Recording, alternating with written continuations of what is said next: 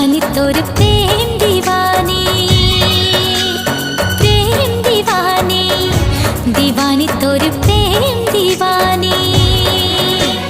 पतंग या डोर जैसे, चंदा चकोर जैसे, पतंग या डोर जैसे, चंदा चकोर जैसे, हमरो है कहानी दीवानी,